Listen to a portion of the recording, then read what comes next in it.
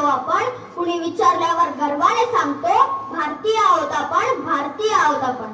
सन्माननीय व्यासपीठ, आदरणीय मुख्याध्यापिका, वंदनीय गुरुजन वर्ग, आजच्या कार्यक्रमाचे प्रमुख पाहुणे व इथे उपस्थित माझ्या मित्र-मैत्रिणींनो, मी अनुज धीरज सूर्यराव इयत्ता 6वीत शिकत आहे. आज मी आपणासमोर स्वातंत्र्य दिनानिमित्त माझे मनोगत व्यक्त करणार आहे. आज 15 ऑगस्ट आपण सर्वजण येथे आपल्या भारताचा 79वा स्वातंत्र्य दिन साजरा करण्यासाठी एकत्र जमलो आहोत. सर्वप्रथम तुम्हा सर्वांना भारतीय स्वातंत्र्य दिनाच्या खूप खूप शुभेच्छा. मित्रहो, 15 ऑगस्ट हा भारताच्या सन्मानाचा व अभिमानाचा दिवस आहे. आज म्हणजेच 15 ऑगस्ट 1947 रोजी आपला भारत देश इंग्रजांच्या अनेक वर्षांच्या गुलामगिरीतून मुक्त झाला. आपल्या भारताला स्वातंत्र्य सहजासहजी मिळाले नाही. अनेक स्वातंत्र्य सैनिकांनी स्वातंत्र्य प्राप्तीसाठी आपले योगदान दिले. महात्मा गांधी, सुभाषचंद्र बोस, भगतसिंग, राजगुरू, सुखदेव यांसारख्या अनेक स्वातंत्र्य सैनिकांनी स्वातंत्र्य लढ्यात आपले मोलाचे योगदान दिले.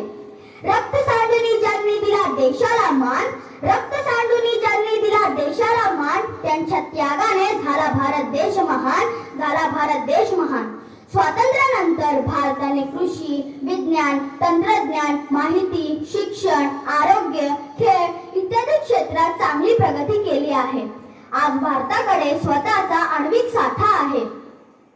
भारताने हरित क्रांतीच्या माध्यमातून अन्नधान्य उत्पादनात मोठी वाढ केली.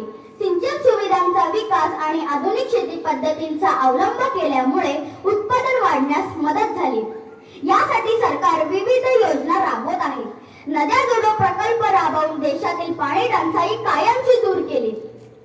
तंत्रज्ञान व माहिती या क्षेत्रात देखील भारताने चांगली प्रगती केली आहे. भारतीय अवकाश संशोधन संस्था इस्रोने अनेक यशस्वी उपग्रह प्रक्षेपित केले आहे. 14 जुलै 2023 रोजी चंद्रयान 3 चे यशस्वीरित्या प्रक्षेपण करण्यात आले. शाळा, महाविद्यालये व विद्यापीठांची संख्या वाढल्यामुळे साक्षरतेचे प्रमाण वाढले आहे. भारत महासत्तेच्या दिशेने वाटचाल करीत आहे. तरीही आज भारतासमोर गरिबी, भ्रष्टाचारी, गुन्हेगारी यांसारख्या अनेक समस्या आवासून आहेत. या समस्यांचे उच्चाटन पूर्णपणे झाल्याशिवाय देश सुखी, संपन्न व प्रगत होणार नाही. चला तर मग सर्वांनी एकत्र येऊन आपल्या भारत देशाला जगातील एक आदर्श देश बनवूया. देशाच्या विकासासोबतच देशाची सुरक्षा व देशवासियांच्या कल्याणासाठी सदैव समर्पित राहण्याची शपथ घेऊया.